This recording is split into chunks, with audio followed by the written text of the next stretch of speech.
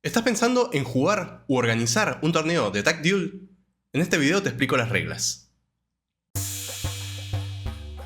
Reglas generales.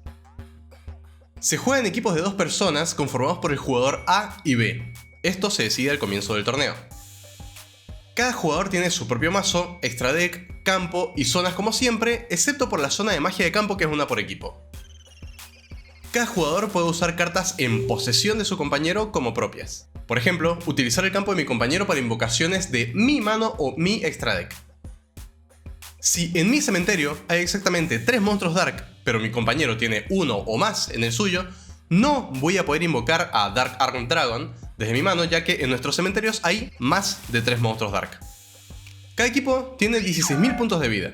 El primer equipo en reducir los puntos de vida enemigos a 0 gana la partida.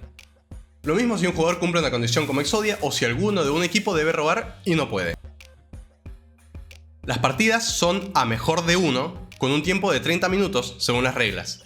Personalmente, si pueden permitirse hacer rondas de 40 minutos, recomiendo hacerlo. Cada equipo puede comparar manos, compartir información y decidir jugadas libremente, pero no pueden tomar un tiempo excesivo para hacerlo. Procedimiento de turnos. El jugador A de cada equipo se sienta a la derecha de su jugador B. Esto es fijo para todo el torneo. El jugador A siempre va a ser el primero en jugar para cada equipo. Suponiendo que el equipo 1 decide comenzar, el orden va a ser 1A, 2A, 1B, 2B. Para este ejemplo, el jugador 1A no roba por turno y el jugador 2B es el único que puede declarar ataque en su primer turno. Para atacar, cada jugador solo puede atacar con sus propios monstruos, no los de su compañero. Para poder atacar directo, ningún oponente debe tener monstruos en campo. Cada jugador solo puede activar efectos de ignición propios, no los de su compañero, durante su propio turno. Cada jugador solo puede activar sus propias cartas. Si tu compañero tiene un efecto rápido para activar durante tu turno, debe ser él quien lo haga. Además, cada jugador solo puede activar magias de juego rápido durante su propio turno, no durante el de su compañero. Reglas adicionales. Cadenas. Cualquier jugador puede activar efectos rápidos durante cualquier turno. La prioridad se pasa por equipos, por lo que hay que decidir qué jugador activa un efecto en cada momento. Si un jugador de un equipo activa un efecto rápido, se cede inmediatamente la prioridad al otro equipo. Un ejemplo simple. Si los 4 jugadores tienen una Jar of Greed seteada, un jugador del equipo del jugador de turno la puede activar primero. Luego se cede la prioridad al equipo contrario y así.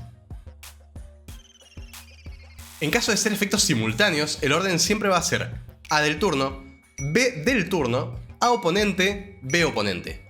Por ejemplo, el jugador 2B activa Darkhold mientras los 4 jugadores controlan The White Stone of the Legend. El orden de activación va a ser 2A, 2B, 1A, 1B. Elegir oponente. Si se juega cualquier carta o efecto que mencione la mano, deck o extra deck del oponente, debe seleccionarse a un oponente a la hora de la activación junto con su costo. Lo mismo para cartas con efectos continuos. Por ejemplo, si un jugador activa Runic Destruction seleccionando una magia o trampa de cualquier lugar del campo oponente, debe además seleccionar de qué jugador se van a remover las cartas del tope. Otro ejemplo.